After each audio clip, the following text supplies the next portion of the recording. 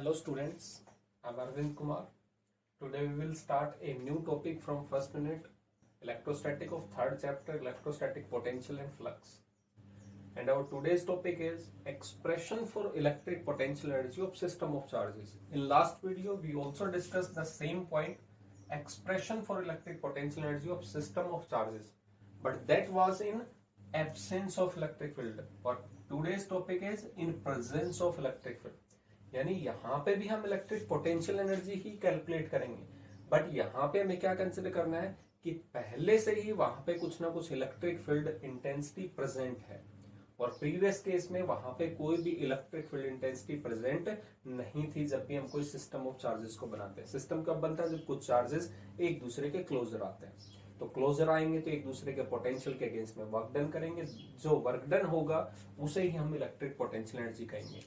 हमें पहले भी फॉर्मूला पता था इलेक्ट्रिक पोटेंशियल एनर्जी का, के Q1 Q2 अपॉन में R1, दोनों पॉइंटों के बीच की डिस्टेंस। आपने पोटेंशियल का फॉर्मूला पढ़ा था W अपॉन में Q, पोटेंशियल का होता है KQ अपॉन में R।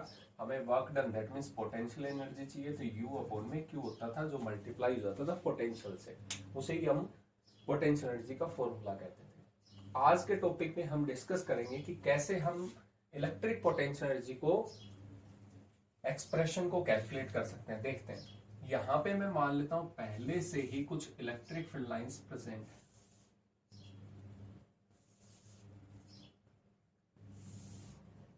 कि इलेक्ट्रिक फील्ड लाइंस पहले से प्रेजेंट है।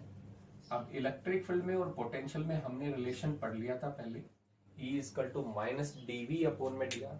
That means electric field lines के डायरेक्शन में जाएंगे तो पोटेंशियल की वैल्यू डिक्रीज होती जाएगी। यहाँ पे अगर मैं एक लाइन ड्रॉ कर इक्वी पोटेंशियल सरफेस यहाँ पे मान लेते हैं 5 वोल्ट है, आगे जाएंगे 4 वोल्ट, आगे जाएंगे 3 वोल्ट, 2 वोल्ट, 1 वोल्ट, 0, -1, -2 चलता रहेगा। इसका मतलब इलेक्ट्रिक फील्ड जहाँ पे वहां पे कुछ ना कुछ पोटेंशियल होगा।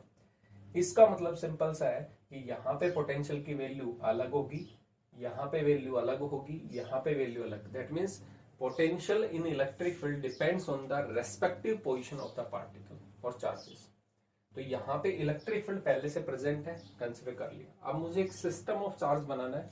जो मोस्ट इंपोर्टेंट है वो 2 पार्टिकल सिस्टम है, जो एग्जाम में कई बार पूछा जा चुका है।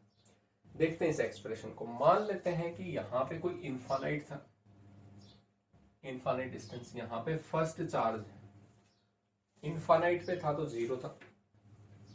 मैं इस चार्ज को इस पोजीशन पे लेके आता हूं, इलेक्ट्रिक फील्ड में प्रेजेंट है और इसका कोई ना कोई कोऑर्डिनेट होगा, तो इसका मतलब यहां पे मैं ये कह सकता हूं पोटेंशियल है eight position R1, eight position R1। इसका मतलब इलेक्ट्रिक फील्ड जो थी जा रही थी पॉजिटिव एक्स एक्सिस डायरेक्शन में, उसकी वैल्यू पोटेंशियल की इस पॉइंट के ऊपर कितनी है? V है।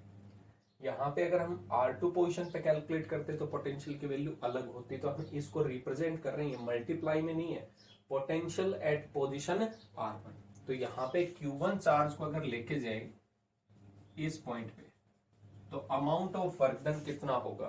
तो हमारे पास सिंपल सा फॉर्मूला है, वर्क डन अगर कैलकुलेट करना है तो potential at that point multiply by moving charge. तो मूविंग चार्ज कौन सा है? Q1। तो यहाँ पे हम कह सकते हैं amount of work done, amount of work done in bringing Q1 charges, Q1 charges।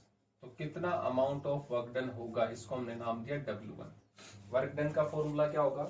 Potential जिस पॉइंट पे आप पहुंच रहे हो तो पोटेंशियल कितना है? V at position R1।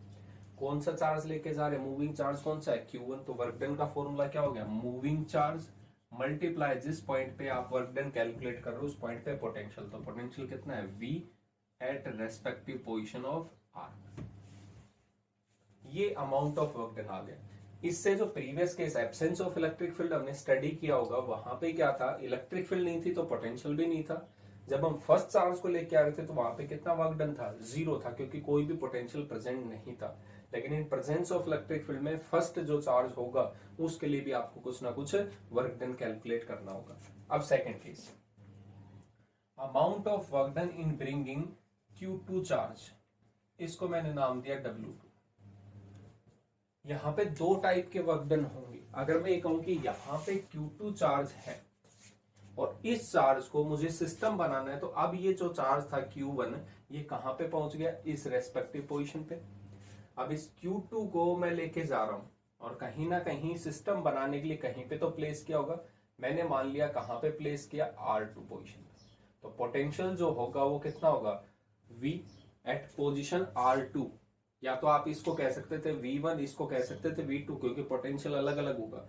या हम ज्यादा एक्यूरेट लिखने के लिए क्या कह देते हैं, पोटेंशियल एट पोजीशन R1, और इसको क्या लिखेंगे, पोटेंशियल एट पोजीशन R2। जब मैं सेकंड चार्ज को लेके जा रहा हूं तो इसके अगेंस्ट में दो वर्क डन करने पड़ेंगे। किस किस की वजह से, एक इलेक्ट्रिक फील्ड की वजह से, और एक जो पहला चार्ज यहाँ पे प्लेस हो चुका है उसके अगेंस्ट में भी तो इस पोजीशन पे कुछ पोटेंशियल होगा, तो इसका भी पोटेंशियल के अगेंस्ट में वर्क डन करना पड़ेगा। और इलेक्ट्रिक फील्ड तो है ही प्रेजेंस में, तो उसके अगेंस्ट में तो करना ही करना था। तो यहाँ पे जब हम सेकंड चार्ज को लेके आएंगे दो वर्क डन होंगे। थर्ड चार्ज अगर होता तो वहां पे 3 वर्क डन होते। कौन कौन से, एक पहले से इलेक्ट्रिक फील्ड प्रेजेंट है, फर्स्ट चार्ज की वजह से वहां पे पोटेंशियल होता है किसी पॉइंट पे, सेकंड की वजह से होता, उन सभी की वजह से वर्क डन।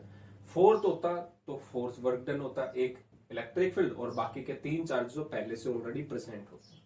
तो यहाँ पे जब हम सेकंड चार्ज को लेके जाएंगे तो 2 टाइप के वर्क डन। कौन कौन से, कौन सा चार्ज लेके जा रहे हो, Q2 इलेक्ट्रिक फील्ड की वजह से पोटेंशियल होगा, तो कितना पोटेंशियल होगा, V एट पोजीशन R2। ये तो इलेक्ट्रिक फील्ड जो थी उसकी वजह से वर्क डन कैलकुलेट किया। लेकिन इसके अलावा एक वर्क डन और होगा, और वो क्या होगा, पहला वाला चार्ज अब यहाँ पे है, इसकी वजह से इस पोजीशन पे पोटेंशियल तो होगा कुछ ना कुछ। एक सिंगल पॉइंट चार्ज की वजह से पोटेंशियल कितना होता है, KQ अपॉन में R। तो यहाँ पे इस चार्ज की वजह से यहाँ पे पोटेंशियल देख रहे हैं, तो पोटेंशियल की वैल्यू कितनी होगी, यहाँ पे मूविंग चार्ज सेम था, और potential due to first charge, potential due to first charge at position R2। कौन सी पोजीशन पे देखेंगे उसका पोटेंशियल, इस चार्ज की वजह से यहां पे पोटेंशियल देखेंगे, तो पोटेंशियल की वैल्यू आएगी Q2 VR2। ये तो इलेक्ट्रिक फील्ड की वजह से था, मूविंग चार्ज Q2 ही है, और फर्स्ट चार्ज की वजह से फॉर्मूला क्या होगा, KQ1 अपॉन में डिस्टेंस किस किस के बीच में लेंगे, इन दोनों के। तो ये R1 पोजीशन पे था, ये R2, तो 1 से और सेकंड की तरफ तो हम क्या लिख सकते हैं, R1 ये डिस्टेंस। तो यहाँ पे Q2 को अगर मैं कॉमन ले लूं तो कितना आ जाएगा, potential at position R2 plus में KQ1 अपॉन में R1। अब दो चार्जेस थे, अब ये चार्ज भी इंफिनिटी से आप यहाँ पे ले आए, वर्क डन हो गया, दोनों के बीच में कुछ ना कुछ इंटरेक्शन भी है। तो यहाँ पे इस इलेक्ट्रिक फील्ड की प्रेजेंस में 2 पार्टिकल सिस्टम क्रिएट कर दिया। तो इन दोनों को इनकी रेस्पेक्टिव पोजीशन पे लेके आने के लिए आपने कितना अमाउंट ऑफ वर्क डन किया होगा, W1 प्लस में W2। तो यहाँ पे हम क्या लिख सकते हैं, total work done will be equal to W1 plus W2। दोनों चार्ज को लेके आने में कितना total amount of work done हुआ, वैल्यू पुट कर सकते हैं Q1 potential at position R1 plus, यहाँ पे या तो आप एक्सपेंडेड फॉर्म में लिख सकते हो या जो कॉमन लिया हुआ है वो, दोनों ही करेक्ट है। तो यहाँ पे हम लिख सकते हैं Q2 potential at position R2 plus KQ1 upon में R12।